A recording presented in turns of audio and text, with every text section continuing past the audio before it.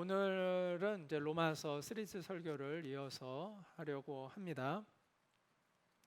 사람이 사고력이 좋으면은 좋은 글을 쓸 수가 있어요. 그리고 또 좋은 멋진 말도 할 수가 있습니다. 필력이 있다 그러죠. 글을 잘 쓰는 사람이 있어요.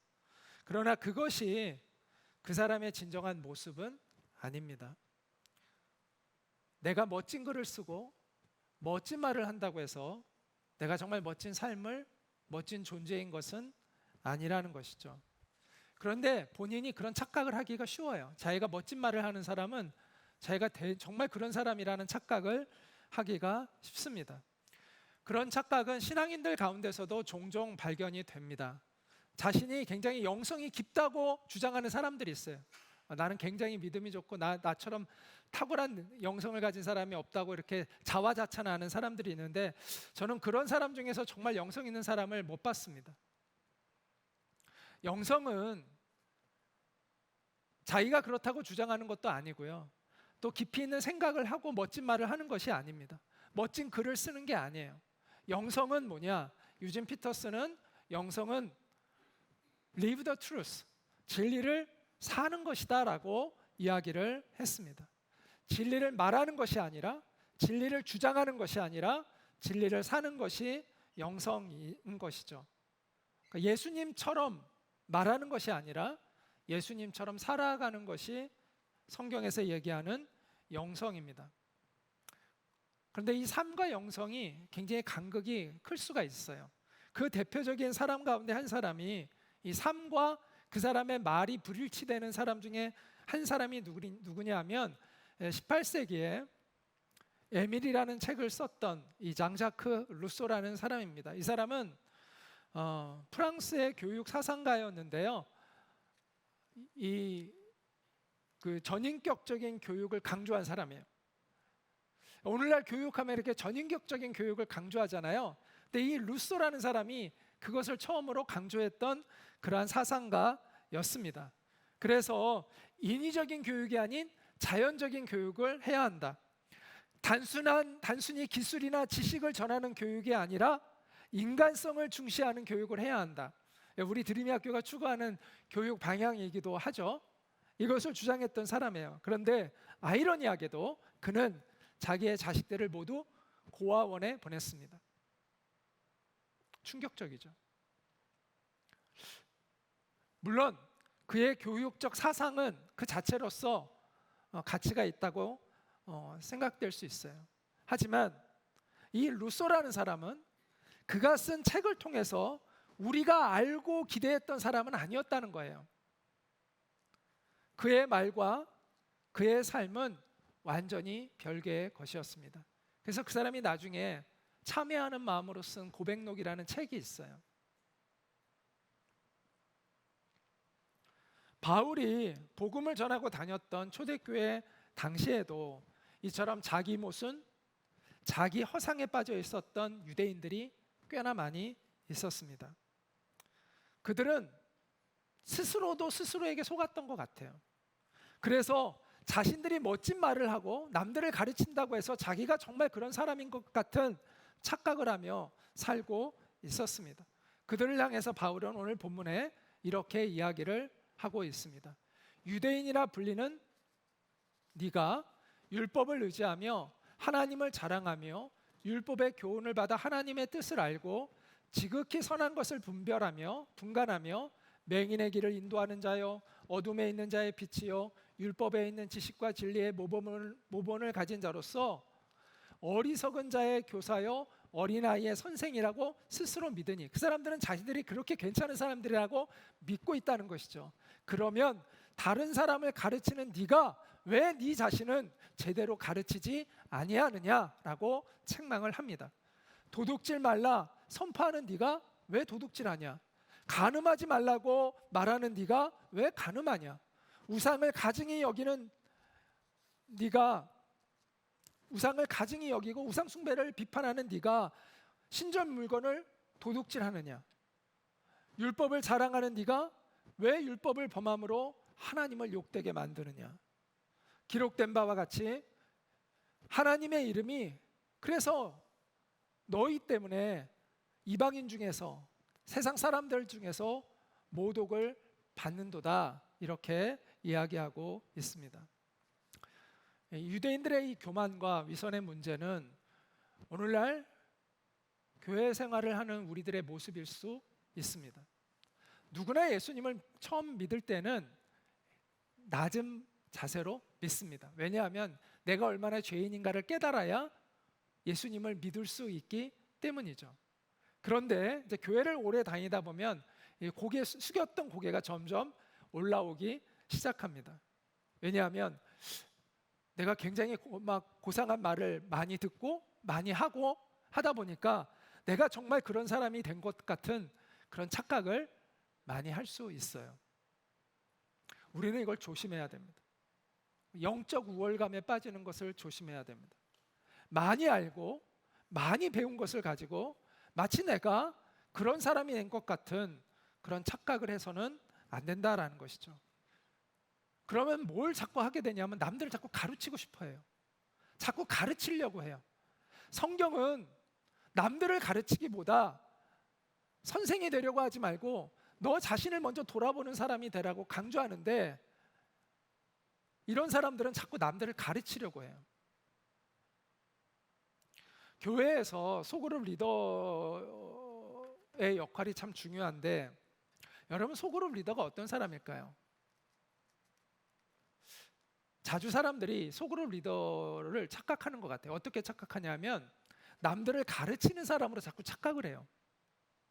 그래서 뭐라고 얘기하냐면 소그룹 리더 해보세요 라고 하면 성도님 중에서 이런 분들이 있어요. 저는요 아직 부족해가지고 남을 가르칠 수가 없어요. 그래서 소그룹 리더 할 수 없을 것 같아요. 이렇게 얘기하시는 분이 있어요. 가르치라는 게 아니에요. 소그룹 리더는 가르치는 사람이 아니에요. 오히려 정직한 내 모습을 사람들 앞에 내어놓는 사람, 내 연약함, 내 부끄러움을 정직하게 내놔서 다른 사람들도 용기를 가지고 자기네 정직한 모습을 내보일 수 있게 돕는 사람이 리더이지, 인도자이지, 내가 너 이거 잘못했네, 너 이렇게 살아야지, 남들을 지적질하고 가르치는 사람이 소그룹 리더가 되는 것이 아니에요. 그런 사람은 좋은 리더가 될 수가 없습니다. 그래서 소그룹 리더는, 그래서 저는 소그룹 리더라는 말 대신에 소그룹 인도자라고 표현을 많이 해요. 왜냐하면 리더라고 하면 착각하니까, 자꾸 내가 가르쳐야 되나? 그렇게 착각할 수 있으니까. 근데 소그룹 리더가 리더라기보다는 교사가 아니라 인도자인 거예요. 인도자. 그 모임을 잘 사람들이 정직하게 그 이야기를 나눌 수 있도록 분위기를 만들어주는 그런 사람이 좋은 소그룹 인도자입니다. 이 유대인들의 문제는 하나님 앞에 정직하지 않았다는 거예요. 그래서 이 교만에서부터 비롯된 위선, 이것이 그들의 문제였습니다. 위선이라는 게 뭐죠? 겉과 속이 다른 거예요. 그래서 속에 있는 것을 감추고 있는, 가면을 쓰고 있는 것이 위선이죠. 사실 인간은 다 위선적이라고도 말할 수 있습니다. 사람이라는 말의 이 영어 단어 person이라는 이 말은 라틴어 페르소나에서 온 말인데, 이 페르소나라는 말은 연극 무대에서 쓰는 가면을 의미합니다. 인간은 누구나 페르소나, 가면을 쓴 존재라고 이야기할 수 있습니다. 그 정도의 차이가 있는 것이죠. 위선은요, 인간의 죄악 가운데 가장 뿌리가 깊은 죄이기도 합니다. 우리가 잘 아는 대로 창세기에 선악과가 나오잖아요. 그래서 선악과는 어떤 나무라고요? 선악과의 본질은 내 위에 누가 있다는 걸 알려주는 나무예요? 하나님이 있다는 것을 알려주는 나무예요. 선악과의 본질은 내 위에 하나님이 있다는 걸 알려주는 나무예요. 이것을 금함으로 인해서 내가 하지 못하는 것이 있다는 걸 알므로 인해서 내 위에 하나님이 나보다 권위 있는 분이 계시는구나를 늘 알게 해주는 나무가 선악과라는 것이죠. 그런데 불행하게도 아담과 하와가 그 선악과를 먹으면 하나님처럼 될 것이다 라는 뱀의 유혹을 받아서 그거를 따먹게 됩니다. 결론적으로 내 위에 하나님을 없애겠다, 내가 하나님 자리에 있겠다라는 선언을 했던 것이죠. 그 결과 그들은 하나님처럼 되었나요? 아니요. 단지 죄인이 되었을 뿐입니다. 성경은 이에 그들의 눈이 밝아져 자기들이 벗은 줄을 알고 라고 얘기합니다. 벗은 줄을 알았다는 건 수치심을 느꼈다는 거예요. 하나님처럼 된 게 아니라 수치심을 느꼈어요. 죄책감을 가졌어요. 그래서 하나님을 피하여 숨고자 했다는 것이죠. 이것이 바로 인류 최초의 위선의 사건이죠. 감추려고 하는 거죠. 자기의 부끄러움을 감출 수 없지만 감출 수 없는 그 허접한 것으로 나뭇잎으로 자기들의 수치를 스스로 가리려고 했다라는 것입니다. 그때 하나님이 아담에게 물으십니다. 네가 선악과를 따먹었느냐? 이에 대한 아담의 대답은 어땠죠? 아담이 정직하게 이렇게 얘기해야죠. 그렇습니다, 하나님. 제가 죽을 죄를 지었습니다. 하나님이 먹지 말라고 하신 것을 제가 따먹었습니다 라고 얘기했으면 어쩌면 인류의 역사는 또 지금과는 또 다른 모습으로 됐을 수도 있지 않았을까라는 생각도 해봅니다. 그러나 그는 뭐라고 얘기하죠? 내게 주신 그 여자가, 그것도 앞에 하나님이 붙어요. 하나님이 내게 주신 그 여자가 내게 그 열매를 건네주어 제가 먹었습니다. 이것은 또다시 자기의 잘못을 가리려고 하는 또 하나의 위선이죠.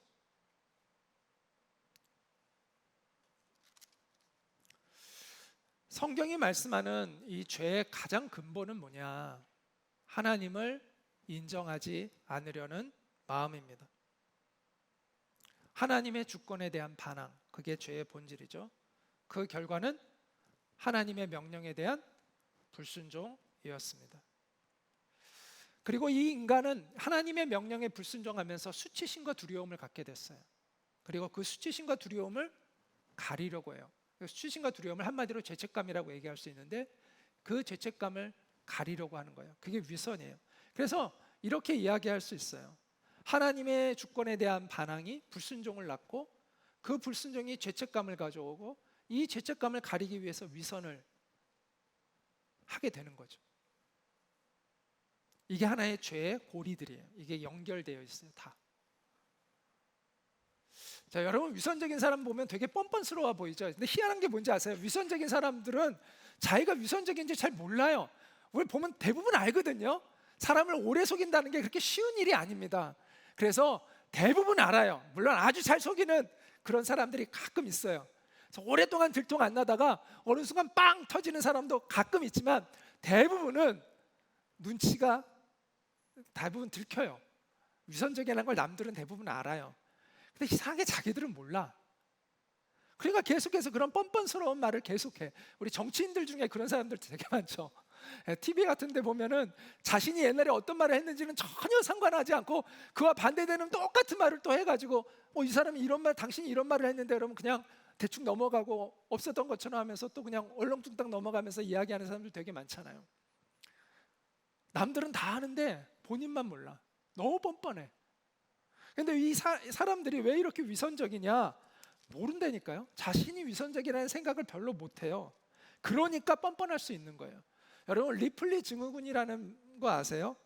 이게 거짓말을 너무 하다 보면 자신의 그 거짓말이 진짜라고 믿어지는 증후군을 이 리플리 증후군이라고 합니다. 2007년에 좀 오래됐죠. 신정아라는 그 유명한 큐레이터가 있었어요. 이 여자가 정계 인사들과 엄청난 그 친분을 쌓았던 유명인이었고 TV에도 나오고 굉장히 유명했어요. 자기가 미국의 캔자스 대학교에서 경영학 석사를 받았고 예일 대학교에서 미술사로 박사학위까지 받았다고 이야기를 했는데 나중에 보니까 다 가짜였어요. 고등학교밖에 졸업을 안 했어요. 뭐 고등학교 졸업해도 상관없죠. 뭐 그게 전혀 문제될 게 없는데 문제는 거짓말을 했다는 거예요. 자기가 미국에서 석사학위도 받고 예일대에서 박사학위도 받은 이 미술사를 전공한 사람인 것처럼 행세를 했는데 그게 밝혀졌는데도 자기는 끝까지 아니라고 주장하는 거예요. 그게 명백하게 다 객관적으로 밝혀졌는데. 그래서 그 당시에 많은 심리학자들이 그녀가 리플리 증후군을 앓고 있는 것이 아니냐 이런 이야기를 했어요. 이 리플리 증후군이라는 이 말은요, 이 퍼트리시아 하이스미스라는 이 소설가인데 그녀가 쓴 소설에서 나온 말이에요. 이 주인공의 이름이 바로 이 리플리라는 주인공이었어요. 범죄 소설이에요. 그래서 상습적으로 자기가 거짓말을 하다 보면 그 허구가 자기한테는 정말 진실인 것처럼 나중에는 믿어져서 자기가 그런 것처럼 본인이 정말 그렇게 믿어서 그렇게 행동한다는 거예요. 이걸 리플리 증후군이라고 하는데 한국말로 번역하면은 이거를 병적 허언증, 그러니까 거짓말하는 증세라고 이야기를 합니다. 근데 저는 이 병적 허언증도 있지만 영적 허언증도 있는 것 같아요. 영적 허언증이 뭘까요? 야, 내가 왜 죄인이야? 나는 양심대로 사는 사람이야. 이게 영적 허언증에 가깝다고 저는 생각해요. 성경은 모든 사람이 하나님 앞에 죄인이라고 이야기를 합니다. 그리고 인간의 본질 안에 있는 죄성에 대해서 명백하게 이야기하는데 본인은 그렇지 않다고 주장해요. 그러면 성경이 틀리든지 본인이 틀리든지 둘 중에 하나겠죠. 우리는 가면을 벗고 하나님 앞에 설 때에만 소망이 있습니다. 그래서 예수님은 마음이 가난한 사람은 복이 있다고 얘기한 거예요. 하나님은 마음이 가난한 사람에게 있다. 교만한 사람이 아니라 겸손한 사람, 마음이 가난한 사람, 내 안에 있는 죄를 보고 깨닫고 돌이키는 사람, 그 사람이, 그것 때문에 슬퍼하는 사람이 복이 있다는 거예요. 하나님이 그들에게 위로해 주실 것이다. 하나님이 그들에게 찾아와 주실 것이다. 하나님이 그들에게 하늘의 구원을 베풀어 주실 것이다 라고 이야기를 하고 있습니다. 하나님이 반드시 위로해 주시는 슬픔이 있습니다. 그것은 내 안에 있는 부패함, 또 연약함 때문에 아파하고 내 안에 있는 위선 때문에 슬퍼하는 것입니다. 사랑하지 못하는 마음 때문에 아파하고 거룩하지 못한 삶을 살고 있기 때문에 애통해야 하는 것, 그것이 하나님의 위로를 받는 애통함입니다. 그런 사람에게는 하나님의 위로가 있습니다. 사람들은 자신의 꿈을 이루지 못해서 슬퍼합니다. 사랑하는 가족을 잃은 것 때문에 슬퍼합니다. 또 심각한 질병에 걸려서 건강을 잃은 것 때문에 슬퍼합니다. 그런데 정말 슬퍼해야 할 것을 슬퍼하지 않고 살아가는 경우가 많습니다. 영혼의 아버지를 잃어버리고 살아가는데도 슬퍼하지 않고 살아가는 사람들이 많이 있습니다. 하늘의 진정한 보물을 빼앗겨버리고, 지난번에 이야기한 것처럼 하늘의 진정한 보물을 빼앗겨버리고 헛된 것들과 가짜 것들을 추구하며 거기에 만족하며 진짜 보물을 잃어버리고 가짜 보물을 추구하며 사는 것 때문에 비참해하고 슬퍼하는 사람들은 많지 않습니다. 그래서 하나님을 만날 수 없는 것이죠. 하나님은 그런 내 영혼의 아픔을 때문에 하나님을 간절히 찾고 하나님 앞에 나아가 눈물을 흘리는 사람에게 하나님은 찾아오십니다. 그리고 그를 위로해 주십니다. 사도 바울은 유대인들의 위선의 문제를 지적했습니다. 그리고 그들이 그걸 외적으로 행하는 거룩함에 상징하는 할례와 그들의 삶의 간극이 얼마나 큰 것인가에 대한 이야기를 합니다. 할례는 이제 뭔지 아시죠? 남자들의 요즘으로 치면 이제 포경 수술과 같은 거죠.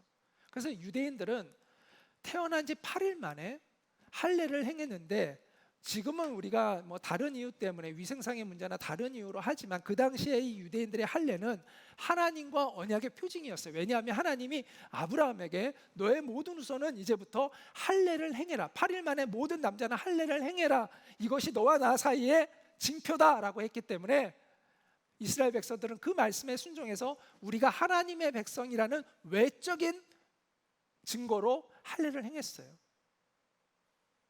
그러나 외적인 증거는 했지만 정말 본질적인 내적인 변화는 없었다라는 것이죠.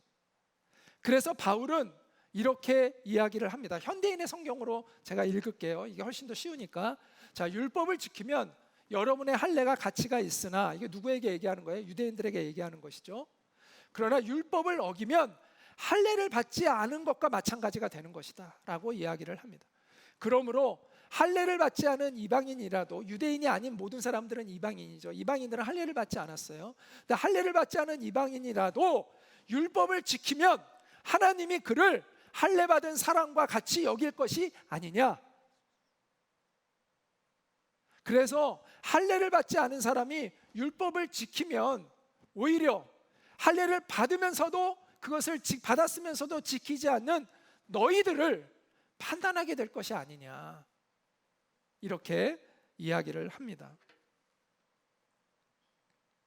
자, 이방인들은 무할례자라고 얘기하잖아. 쉽게 하면 할례를 받지 않은 사람들이죠. 그런데 유대인들은 할례를 받은 사람인데 오히려 이방인들이 더 하나님의 백성답게 살아가요, 도덕적으로. 자, 그러면 이방인들이 유대인들을 오히려 책망하지 않겠느냐라는 거예요. 이 유대인들이 오히려 이방인들로부터 책망을 받지 않겠느냐라고 이야기를 합니다. 지금 형편이 그와 같지 않느냐라고 이야기를 하고 있는 것이죠.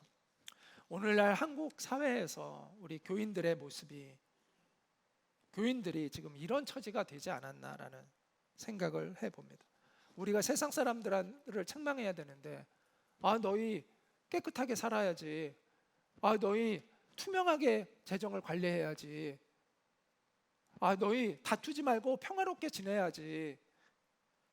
오히려 우리가 세상 사람들한테 얘기를 그렇게 해야 되는데 오히려 세상 사람들이 우리를 걱정해주고 있어요. 야, 너희 그렇게 살면 되냐? 교회 다니면서도 그렇게 욕심내고 그렇게 싸우고 그렇게 몰래 뒤에서 돈 네 맘대로 쓰고 그래도 되냐? 이러고 있잖아요. 상황이 이러다 보니까 별 이상한 교인들이 출몰하기 시작했어요. 뭐라고 얘기하는 사람들이 출몰했냐면 이러는 거예요. 제 주위에 있는 사람들은요, 제가 기독교인인지 아무도 모릅니다. 이런 사람들이 생겼어요. 여러분, 기독교인답지 못하게 살아가는 사람을 쉽게 얘기해서 깨진 바가지라고 합시다. 깨진 바가지. 자, 우리가 집에서 좀 문제는 그 사람들을 깨진 바가지라고 그러잖아요. 깨진 바가지. 자, 깨진 바가지라고 한번 표현해 볼까요? 자, 그게 무슨 얘기예요? 아, 내 주위에 있는 사람들은요, 제가 기독교인인 줄 몰라요. 이 얘기는 무슨 얘기예요? 그래도 나는 양심적인 깨진 바가지입니다라는 얘기잖아요. 그래도 나는 양심이 있어서, 아, 내가 부끄러우니까, 내가 그리스도인이라면 남들이 깜짝 놀랄 테니까, 어떻게 네가 그리스도인이냐? 너 같은 사람이 어떻게 그리스도인이었어? 이럴까봐. 그래서 자기는 양심이 있으니까 남들 모르게 자기 교회 다닌다는 거 다 감추고 그러고 지낸다는 것이죠. 정말 우픈 이야기죠. 양심적인 깨진 바가지. 그런데 깨진 바가지는 깨진 바가지잖아요. 그럼 우리가 감춘 깨진 바가지처럼 살 거냐, 아니면 들어놓고 깨진 바가지처럼 그렇게 살 거냐, 아니면 깨지지 않은 바가지처럼 될 거냐. 우리는 우리 자신의 정체성을 드러내며 살아야 합니다. 특히 대한민국에서는 뭐 우리가 정체성 드러낸다고 해서 뭐 바로 감옥에 가는 것도 아니잖아요. 뭐 바로가 아니라 감옥에 가지 않잖아요. 근데 이런 나라에서까지 왜 우리가 몰래 숨어가지고 비밀스럽게 나는 그리스도인이라는 사실을 안 밝히고 지낼 이유가 뭐가 있어요? 당연히 밝혀야 되고 거기에 대한 책임을 내가 지면서 살아가는 것이, 그것이 우리의 모습이고, 그것이 바로 십자가를 지고 나를 따르라는 주님의 명령에 복종하는 것이 될 것입니다. 우리가 최소한의 자존감이 있지, 우리가 세상 사람들보다 못한 도덕성을 가지고 살아가면 안 됩니다. 우리가 세상 사람들로부터 우리의 주위에서 존경받지 못하고 살아가는 것은 큰 문제예요. 물론 기독교인이라서 무조건 미워하는 사람들이 있어요. 막 기독교인을 아주 극도로 혐오하는 사람들이 일부 있어요. 그래서 괜히 괴롭히는 사람들이 있어요. 그런 사람 때문에 내가 핍박을 받으면 그건 괜찮아. 그거는 성경에서 말하는 영광스러운 고난이니까 그건 괜찮아요. 근데 그런 사람 많지 않아요. 내가 정말 진정한 그리스도인이고 그리스도인답게 살면 내 주위에 있는 사람들은요, 대부분 그 사람을 존경합니다. 근데 내 주위에서 나를 존경하는 사람이 별로 없다. 그건 그 사람한테 문제가 있는 거예요. 분명해요. 문제가 있어요. 내 주위에 있는 사람들이 나에 대해서 존경하는 마음이 없고 나를 별로 안 좋게 평가한다. 이거는 자신을 깊이 돌아봐야 돼. 그건 내가 바른 위치에서 살고 있지 않은 거예요. 결론적으로 본문은 이렇게 이야기합니다. 표면적 유대인이 유대인이 아니고 표면적 육신의 할례가 할례가 아니다. 오직 이면적 유대인, 이면적이라는 건 내면적인 거예요. 진짜 그리스도인, 내면적 그리스도인이, 내면적 유대인이 유대인이고, 할례는 몸에 하기 전에 먼저 마음에 해라. 마음에 할지니 영에 있고 율법 조문에 있지 아니한 것이라. 그러니까 속 사람에게 있다는 거예요. 속 사람이 어떤 사람이냐가 중요한, 너의 진짜 모습은 뭐냐는 것이죠. 그래서 사람에게서 칭찬을 구하지 말고 하나님에게서 칭찬을 구하는 사람이 되라. 이렇게 이야기를 하고 있습니다. 저는 오늘 본문을 보면서 그게 세 종류의 사람이 있다는 생각을 해봤어요. 첫째는 나를 포장하는 데 익숙한 사람이에요. 위선적인 사람이죠. 여러분, 포장이 꼭 나쁜 건 아니에요.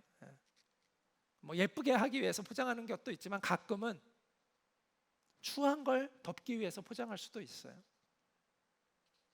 여기는 이제 그런 의미에서 이야기하는 것이죠.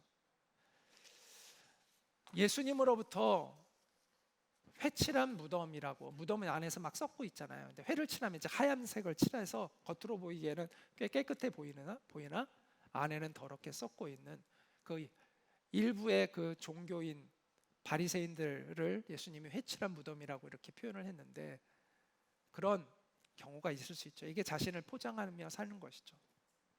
한편 또 이런 사람이 있어요. 내 모습 그대로를 즐기는 사람이에요. 이 사람은 좋게 얘기하면 소신대로 사는 사람이에요. 소신대로. 요즘 이런 사람들이 많죠. 난 남의 눈치 안 봐. 나는 내 모습 그대로를 나는 사랑해. 나는 나답게 살 거야. 이런 사람들이 있어요. 저는 남의 시선을 의식하지 않고 살아가는 것 뭐 어느 정도 긍정적이라고 생각을 해요. 근데 문제는 하나님의 시선조차도 신경 안 쓰는 게 문제인 거죠. 사람한테 사람 시선을 신경 안 쓰는 건 오케이. 근데 하나님의 시선조차도 신경 안 쓰며 살면 이거는요, 나답게 사는 게 아니라요, 내 멋대로 사는 거예요. 내 멋대로 사는 것과 나답게 사는 건 다르잖아요. 오늘날 인본주의와 개인주의에 물든 많은 사람들이 내 멋대로 살아요. 반면에 그리스도인이란 하나님의 진리로 변화되어 가는 사람이라고 이야기하고 싶습니다. 우리는 사람을 의식하며 살지 않아요. 그러나 누구를 의식해야 돼요? 하나님을 의식하며 살아야 돼요. 사람에게 칭찬을 구하지는 않아요. 그러나 하나님으로부터는 칭찬받기를 원해야 돼요. 그런 사람은 하나님의 형상을 회복해 가요. 그러니까 나를 하나님이 창조하신 본래의 모습을 찾아가요. 그게 정말 저는 정말 그것이 나답게 되어지는 거라고 생각해요. 나답게. 남의 흉내내는 게 아니라 하나님이 나의 인생을 향하여 어떤 목적을 가지고 계시는가, 무엇을 하나님이 내게 원하시는가, 하나님은 나를 어떤 목적으로 만드셨는가를 깨닫고 그렇게 빚어져 갈 때 가장 우리는 나다워지고 가장 자유로워지는 존재가 된다고 저는 생각해요. 그런 사람들은요, 위선적이지 않고 진실해요. 고집스럽지 않고 겸손해요. 자유로운 것 같지만 규율이 있어요. 소신대로 살지만 정결해요. 이게 하나님의 진리로 변화되어 살아가는 사람의 모습이죠. 우리가 그런 사람이 되기를 소망합니다. 오늘 29절에 할례는 마음에 할지니라고 말씀을 했습니다. 오늘날 할례와 비슷한 게 뭐냐면 세례죠. 세례. 그러니까 이게 어떤 겉으로 사람들에게 내가 하나님을 믿게 됐습니다라는 것을 보여주는 게, 예전에는 유대인들에게는 할례였다면 오늘날 우리에게는 세례잖아요. 근데 세례는요, 결혼식과 같다고 표현할 수가 있어요. 자, 물론 결혼식을 하고 결혼하는 것이 정상적이고 더 나은 방법이긴 하지만 결혼식을 했느냐 안 했느냐가 꼭 중요하지는 않아요. 어떤 사람들은 결혼식 안 하고도 평생을 부부로 잘 살아가는 사람들이 있어요. 반면에 어떤 사람은 결혼식은 화려하게 했지만, 막 사람들 초청해서 뭐 크게 했지만 결국은 그 두 사람의 사이가 갈라지는 경우도 많이 있어요. 그럼 뭐가 진짜예요? 뭐가 결혼의 본질이에요? 서로 사랑하며 살아가는 것이 결혼의 본질이잖아요. 그러니까 세례라는 것이 의미가 있지만, 결혼식의 의미는 있지만 본질은 아니듯이, 세례가 의미는 있지만 세례식이라는 것이 본질은 아니라는 거죠. 그럼 본질은 뭐예요? 믿음과 사랑이에요. 모든 인간관계, 하나님과 우리와의 관계의 본질이 뭐예요? 믿음과 사랑이잖아요. 본질은 믿음과 사랑이에요. 결혼할 때 부부가 약속하잖아요. 끝까지 운명을 함께 하겠다는 약속을 합니다. 슬플 때나 기쁠 때나 건강할 때나 병들었을 때나 그다음에 배부를 때나 또 홀쭉할 때나 상관없이 언제나 변함없이 사랑하겠다고 서로 약속하고 결혼을 하잖아요. 다 비슷한 약속을 해요. 그러나 정말 약속대로 살아가는 부부는 많지 않아요. 결혼식을 하지 않았지만 어떤 형식도 맺지 않았지만 일평생을 서로 사랑하고 신뢰하며 살아가는 부부들이 있어요. 그럼 누가 진정한 부부입니까? 결혼식을 한 부부입니까? 아니면 결혼식 없이도 진실하게 살아가는, 서로를 사랑하는 부부입니까? 중요한 것은 내용이죠. 형식은 내용을 돕기 위해서 있는 것이지, 내용이 없잖아요. 형식은 아무 의미가 없어요. 우리가 예배도 마찬가지고, 우리가 지금 이 내용을 담기 위해서 이 형식을 갖고 있는 거예요. 예배라는 이 형식을 지금 갖고 있는 거예요. 근데 예배의 본질은 하나님을 사랑하는 거잖아요. 하나님을 갈망하고 하나님을 바라보는 거잖아요. 하나님을 높이는 거잖아요. 근데 그 내용이 빠져 있으면 이 형식은 아무 의미가 없어요. 내용을 돕기 위해서 형식이 있을 뿐이에요. 사실 형식, 내용만 가득 차잖아요. 내용이 아주 가득 차잖아요. 형식은 아무 의미가 없어져요. 내용으로 꽉 차잖아요. 이런 예배 틀도 사실은 필요가 없어요. 그 자체가 예배가 되는 것이기 때문에.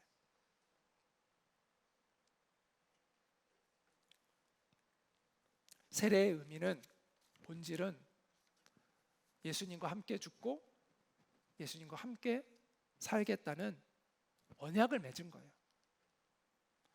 운명을 함께 하겠다는 거예요. 예수님과 내가 운명을 함께 하겠다는 것을 의미해요.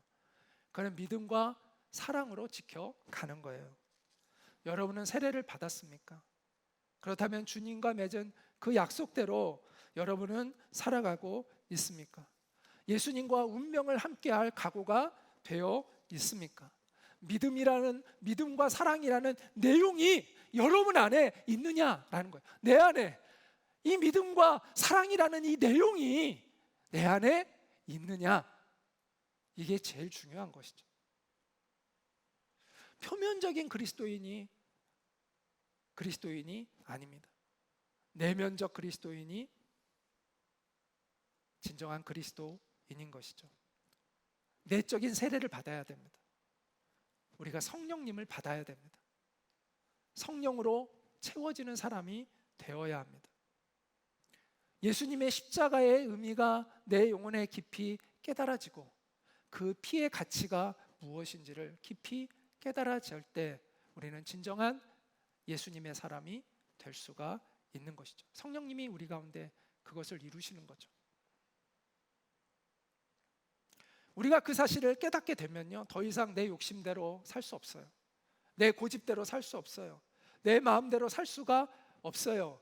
내 몸이라고 내 몸대로 내 몸이라고 해서 내 마음대로 굴릴 수가 없어요. 주님이 나를 위해서 어떤 희생을 치르셨는지를 내가 정말 알게 되면 내가 계속해서 내 마음대로 살아갈 수 없어요. 여러분, 기독교 문화에만 익숙한 사람이 되지 마세요. 저는 우리가 정말 조심해야 되는 것 같아요. 우리는 기독교 문화로 가득 차 있잖아요. 우리가 기독교 문화에만 익숙한 사람이 되면 안 돼요. 우리가 정말 복음이 뭔지를 알고 복음으로 변화된 사람이 되어야지 이 기독교 문화에만 익숙한 사람이 되면 안 돼요. 기독교 문화에 익숙한 것과 복음으로 변화되는 것은 본질이 달라요. 우리는 복음을 깊이 경험하고 복음을 깨닫고 그 복음으로 변화된 그러한 사람이 되어야 합니다. 여러분 중에서 혹시 교회 나온 지 얼마 안 되는 사람이 있습니까? 세월이 가면 저절로 내 신앙 좋아지겠지 착각하지 마세요. 신앙은요, 그냥 세월이 가면 저절로 좋아지는 게 없어요. 교회 오래 다니잖아요. 형식적으로 오래 다니잖아요. 겉만 그럴듯해져요. 겉만. 형식적으로 오래 다니면 더 위험해져요. 기도도 그런 대로 익숙해지고 성경에 대해서도 나름 이제 어느 정도 지식을 갖게 돼요. 그런데 그것이 정말 그리스도인의 본질로 내가 변화되어 가는 것은 아닙니다. 시간이 그렇게 형식적으로 흘러가는 시간 속에 내가 있잖아요. 진짜 위험해집니다. 그래서 아까 얘기한 대로 위선적인 사람이 되기 쉬워요. 자꾸 남들을 가르치는 것에 익숙해지기 쉬워요. 그러므로 시작할 때 확실하게 시작해야 합니다. 확실하게 복음을 경험해야 합니다. 내 마음에 내가 하나님을 알아가야 되겠다라는 마음이 생겼을 때 우리는 힘껏 주님께로 달려가야 합니다. 성경에 처음 된 자가 나중되고 나중된 자가 처음 된다라는 그 말씀이 있잖아요. 신앙의 연수가 중요하지 않다는 걸 알려주는 것입니다. 중요한 건 복음을 경험했느냐, 정말 하나님의 그 사랑을 내가 정말 깨닫게 되었느냐, 그리고 내가 바른 믿음 위에 서 있느냐, 이게 중요한 것이죠. 복음을 경험하고 복음으로 변화된 사람이 되시기를 바랍니다. 우리는 진실한 그리스도인들을 찾기 위해서 초대교회 얘기를 참 많이 하게 됩니다. 초대교회 성도들을 본받자. 물론 그게 좋은 의미이긴 한데 또 한편으로는 약간 씁쓸함도 있어요. 왜냐? 왜 오늘날 우리들에게서 이 이야기가 막 나오고 해야 되는데 왜 우리는 자꾸 초대교회 이야기를 들먹여야만 할까? 그 김남준 목사님이 설교하는 가운데 제가 굉장히 그 설교 중에서 공감되는 내용이 있었는데 뭐라고 얘기하냐면, 오늘날 교회에서 어떤 사람이 정말 예수님 믿고 막 갑자기 막 변화되면 사람들이 막 깜짝깜짝 놀란다는 거예요. 그러면서 막 이런다는 거예요. 야, 저 사람은 어떻게 교회 다닌 지 1년밖에 안 됐는데 사람이 완전히 변했어. 야, 정말 놀랍지 않냐? 마치 멸종해가는 희귀종 하나 발견한 것처럼 온통 교회가 난리가 난다는 거예요. 야, 제발 어떻게 저렇게 그냥 갑자기 변할 수가 있지? 야, 놀랍지 않냐? 이게 정상적인 교회의 모습이 아니라는 거예요. 이렇게 변화되는 것이 너무나 상식적인 것이 되어야지 기적처럼 되면 안 된다는 거예요. 예수 믿으면 변하는 것이 당연한 것이고 모두가 그래야 되는데, 그래서 1년이 돼도 변하지 않는 사람 보면 오히려 야, 쟤는 어떻게 희한하다, 쟤는 어떻게 교회를 1년이나 다녔는데 성경을 1년 동안 봤는데 어떻게 저렇게 하나도 안 변할 수가 있지? 놀랍지 않냐? 이렇게 얘기해야 정상이라는 것이죠.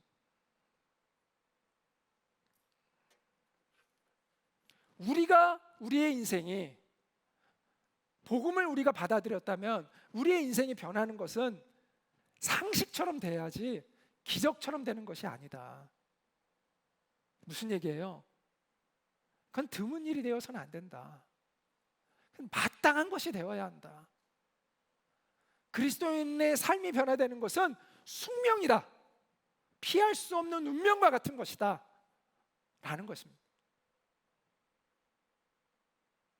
무늬만 그리스도인이 아니라 기독교 문화에만 익숙해 있는 우리가 되는 것이 아니라 예수 그리스도를 우리의 가슴에 품고 살아가는 진정한 그리스도인이 되기를 간절히 소망하게 됩니다. 그런 여러분이 꼭 되시기를 바라요. 그래서 여러분이 가 있는 그 한가운데 복음이 영화롭게 되기를, 불신자들에게도 하나님의 살아계심을 증거하는 여러분의 삶의 모습이 되기를 주님의 이름으로 간절히 축원합니다. 우리 같이 잠깐 기도하도록 하겠습니다. 주님, 그렇습니다. 내가 표면적인 그리스도인이 아니라 기독교 문화에 익숙해 있는 그런 사람이 아니라 정말 복음을 알고 복음을 경험하고 주님을 닮아가는 그러한 진정한 예수님의 사람이 되기를 원합니다. 그 내용으로 충만한 사람이 되기를 원합니다. 그렇게 될 수 있도록 주님 도와주시고 내 속사람을 새롭게 하여 주옵소서. 우리 잠시 기도하도록 하겠습니다. 은혜로우신 하나님, 우리가 주님 앞에 정직한 모습으로 나아갑니다. 하나님, 우리의 연약함과 우리의 부끄러움을 감추지 않고 주님 앞에 내어놓고 주님의 은혜를 구하며 주님의 십자가의 보혈 앞으로, 주님의 그 보혈을 힘입어 주님의 은혜의 보좌 앞으로 주님 담대히 나아갑니다. 주여, 우리를 긍휼히 여기시고 우리 가운데 찾아오셔서 우리를 새롭게 하시고 변화시켜 주시고 주님을 닮아갈 수 있는 우리가 될 수 있도록 성령님 도와주시옵소서. 주님의 그 십자가에 피 묻은 사랑을 깨닫고 그에 온전히 응답할 수 있는 삶을 살아갈 수 있는 우리가 되어질 수 있게 도와주시고, 우리가 살아가는 모든 삶의 그 현장에서 우리 주님을 드러내고 증거할 수 있는 진정한 예수님의 사람들이 될 수 있도록 주여 은혜를 베풀어 주시옵소서. 우리를 새롭게 하시고 우리를 성령으로 새롭게 하시고 우리를 거듭나게 하시고 하나님의 온전한 백성, 예수님의 진정한 제자들이 될 수 있는 우리가 될 수 있도록 은혜를 베풀어 주시옵소서. 하나님, 우리의 마음에 주님을 향한 간절한 마음이 일어나고 주님 앞에 정직하고 애통하는 심령으로 주님의 복음 앞에 설 수 있는 우리가 되기를 간절히 소망합니다. 주님, 우리에게 찾아와 주시옵소서. 우리의 이 연약함들을 주님 앞에 내어놓습니다. 주님께서 우리를 고치시고 치유하시고 우리를 새롭게 하여 주셔서 하나님의 거룩한 백성으로 살아갈 수 있도록 우리를 이끌어 주시옵소서. 주님의 그 거룩하신 이름을 위하여 우리를 진리의 길로, 옳은 길로 주님께서 우리를 이끌어 주시고 인도해 주시옵소서. 우리가 우리 안에 계신 성령님을 의지하고 붙듭니다. 성령의 인도하심에 따라 우리가 변화되어져 가기를 간절히 원하고 소망합니다. 믿음과 사랑이라는 이 내용으로 가득 채워질 수 있는 우리가 되어기를 원하고 소망합니다. 그래서 신실하신 하나님과 맺은 그 언약을 우리도 신실하게 지켜나갈 수 있는 우리가 되기를 간절히 원하고 소망합니다. 우리의 유일한 소망 되시는 주님, 우리에게 오셔서 우리를 변화되게 하여 주시고 우리를 의의 길로 이끌어 주시옵소서. 예수님의 이름으로 기도하옵나이다. 아멘. 이제는 우리의 유일한 소망 되시는 우리 주 예수 그리스도의 은혜와 하나님 아버지의 그 크신 사랑과 성령님의 교통하심이 오늘 이 예배를 드리는 모든 이들 위해 늘 함께 있기를 간절히 축원하옵나이다. 아멘.